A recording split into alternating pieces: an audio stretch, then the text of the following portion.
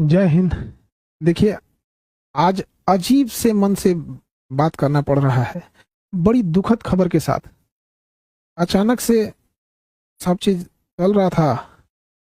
कहीं कुछ कुछ लोगों से कॉल आने लगा कि सर आप न्यूज़ देखिए, या फिर ऐसे ऐसे घटना हुई है कि रोशन सर के भाई की नेपाल में संदिग्ध स्थिति में डेथ हो गई। तो हमें कुछ देर के लिए विश्वास ही नहीं हुआ। हमको लगा कि ऐसे बोल रहा है सब। आजकल एक न्यूज वगैरह के चक्कर में हमको लगता है ऐसा, तो हम डांटे भी, तुम लोग को ये सब नहीं समझ में आता है, कुछ से कुछ बोलते रहता है। तो कुछ पल के लिए विश्वास नहीं हुआ कि ऐसे कैसे हो सकता है। फिर धीरे धीरे कुछ लोग न्यूज भेजने लगे, फिर न्यूज पे देखे। जब न्यूज देखे ना, तो पैर के नीचे से जमीन खसक गया। एक समय एक कैसा अजीब करवट ले रहा है, किस दौर में, किस स्थिति में समय चला गया है। आखिर ऐसे कैसे हो गया। एक बार आप जब वीडियो देखने के बाद एकदम दिल दहल गया। किसी परिवार के लिए इससे कठिन दौर क्या आ सकता है। भगवान इस कठिन दौर से निकलने के लिए उनको सहन शक्ति दे। इतनी भयानक स्थिति और इतनी कठोर स्थिति में वो कैसे निकल पाएंगे लोग। इस घटना के बाद पता नहीं कैसे परिवार सहन करेगा इसको। इस कठिन दौर में हमारी संवेदना परिवार के साथ है। जब कभी आदमी ऐसी खबर सुनता है तो दिल बैठ जाता है। किसी के परिवार के साथ ऐसा ना हो, दुश्मन के परिवार के साथ भी ऐसा ना हो। हमारी पूरी संवेदना है परिवार के साथ। हमसे जो संभव हो सकेगा, हम अभी परिवार किसी बात करने की स्थिति में नहीं होगा। हम इस चीज को समझ सकते हैं कि किसी के साथ ऐसा ना हो, लेकिन हमसे जो प्रयास होगा, हमसे जो कहेंगे लोग, हम वो हर संभव मदद करने को तैयार हैं, चाहे जो कुछ वो कहेंगे। इसमें सबसे जरूरी बात क्या है कि जो मीडिया को काफी संवेदनशील होने की जरूरत है। जो ऑथेंटिक न्यूज है वही चलाएं। अलग अलग इधर उधर अफवाहें या अटकलों पे ना जाएं। ये बहुत संवेदनशील मामला है। और पुलिस अपना एक ऑफिशियल बयान जारी करे जिससे कि स्पष्ट हो सके चीजें क्या है, और जल्दी से जल्दी इसका पोस्टमार्टम रिपोर्ट सार्वजनिक किया जाए। और सबसे ज्यादा जो अजीब सा चीज लग रहा है, ये कोइंसिडेंस, ये कैसे कोई तीसरा इंसान इसमें इन्वॉल्व लग रहा है। आखिर इतनी खतरनाक चीजें, इतनी अमानवीकृत कैसे कोई कर सकता है।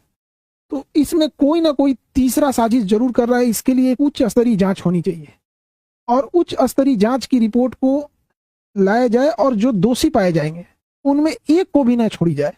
फांसी से नीचे इनकी कोई सजा नहीं होनी चाहिए। आखिर ऐसा किसने, अगर किसी ने इसमें इन्वॉल्व है तो।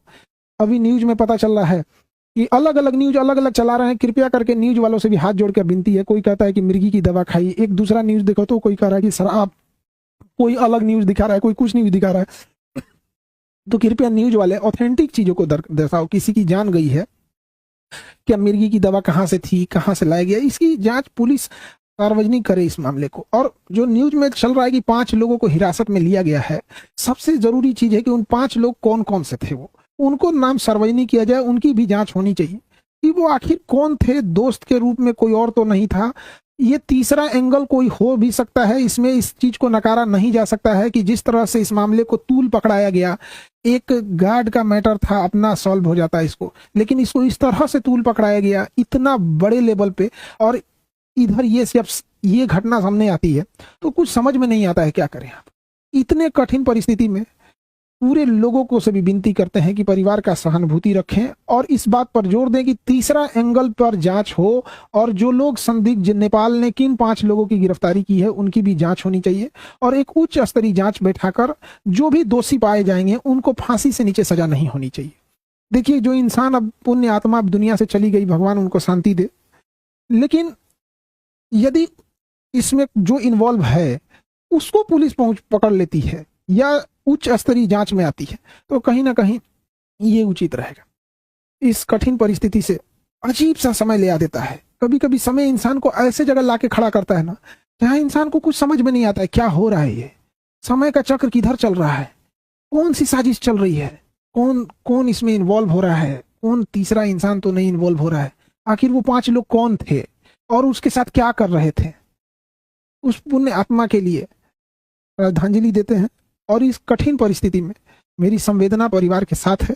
हमसे जो मदद हो सकेगा, हमसे जितना संभव हो सकेगा, हम उतना सहयोग करने को तैयार हैं। लेकिन सबसे जरूरी चीज है कि पुलिस को इसमें आके एक ऑफिशियल प्रेस विज्ञप्ति जारी करनी चाहिए और जल्दी से जल्दी जो रिपोर्ट है उसे सार्वजनिक करनी चाहिए ताकि चीजें सही दिशा में जाए।